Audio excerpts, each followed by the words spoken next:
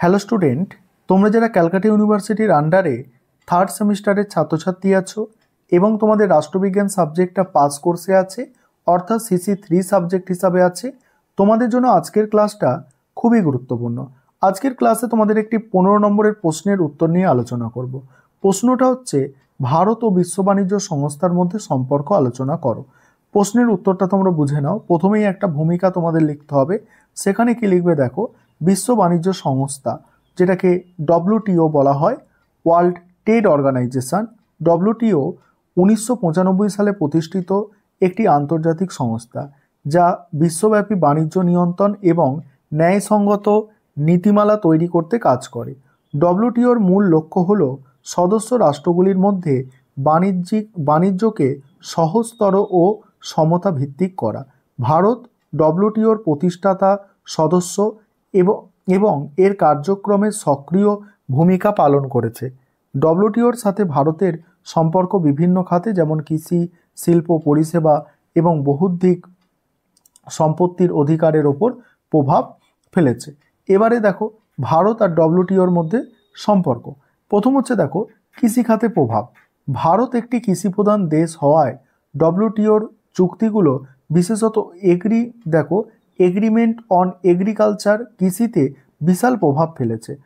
WTOর কৃষিতে রপ্তানি ও ভর্তুকি সীমিত করার জন্য চাপ সৃষ্টি করে।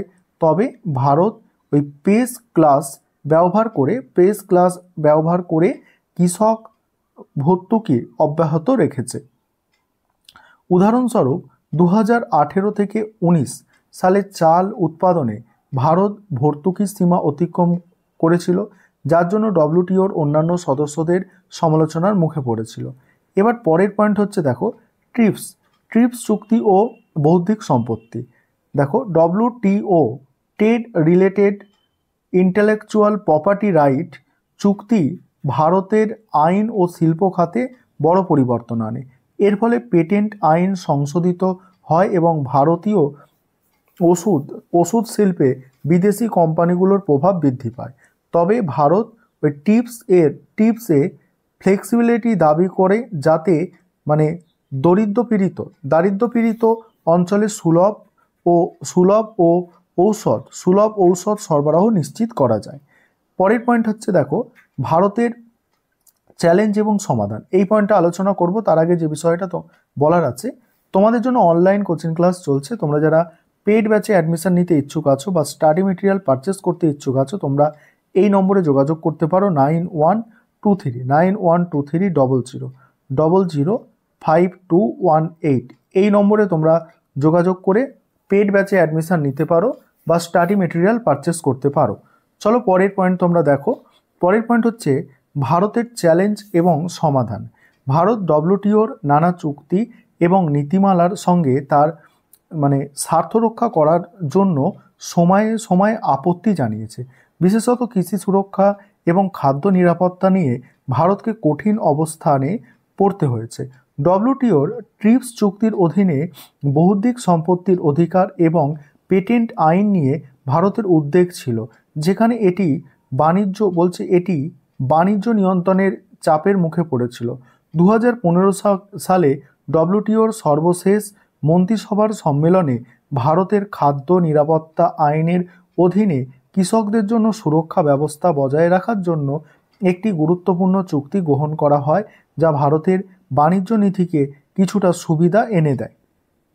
পরের পয়েন্ট হচ্ছে ভারতের বাণিজ্যিক স্বার্থ। এখানে কি বলা হচ্ছে দেখো, ভারতে এক্সপোর্ট কাঠামোর একটি বড় অংশ নিয়ে কৃষিপণ্য ও অন্যান্য প্রাকৃতিক সম্পদ নির্ভর। তবে আজকাল ভারতে উৎপাদিত প্রযুক্তি ও উচ্চমানের পণ্যগুলি আন্তর্জাতিক বাজারে স্থান পেয়েছে। 2023-24 অর্থবর্ষে ভারতে বাণিজ্যের বৃহত্তম অংশীদার হল চীন, যার সাথে 118.4 বিলিয়ন মার্কিন ডলার বাণিজ্য হয়েছে। ভারত এই বাণিজ্যের মাধ্যমে বিশ্ববাজারে প্রতিযোগিতামূলক মূল্য পেতে সক্ষম হয়েছে। এবার আছে উপসংহার। দেখো উপসংহারে ভারত ও WTOর সম্পর্ক দীর্ঘ পথ চলার একটি প্রক্রিয়া। যদিও এই সম্পর্ক কখনো কখনো মানে সংকটে পড়েছে, বিশেষ করে কৃষি ও বাণিজ্য নীতির ক্ষেত্রে। তবে আন্তর্জাতিক বাণিজ্য চুক্তির একটি অংশ হিসাবে ভারতের বাণিজ্য উন্নয়ন এগিয়ে যাচ্ছে, আর ভারত বাণিজ্যিক সুরক্ষা ও আন্তর্জাতিক প্রতিযোগিতার পথিকৃৎ এভাবে বৃদ্ধি করতে চাইছে। আর তারপরে দেখো, সেই সঙ্গে ডব্লিউটিওর নিয়ম নীতি অনুযায়ী তার নিজস্ব স্বার্থ রক্ষা করতে চাইছে। ভবিষ্যতে ভারত আন্তর্জাতিক বাণিজ্য নীতি আরও উন্নতি সম্ভব, যেখানে ডব্লিউটিওর মাধ্যমে ভারত একটি গুরুত্বপূর্ণ অংশীদার হিসাবে ভূমিকা পালন করবে। এই ছিল তোমাদের আজকে একটি গুরুত্বপূর্ণ 15 নম্বরের প্রশ্নের উত্তর।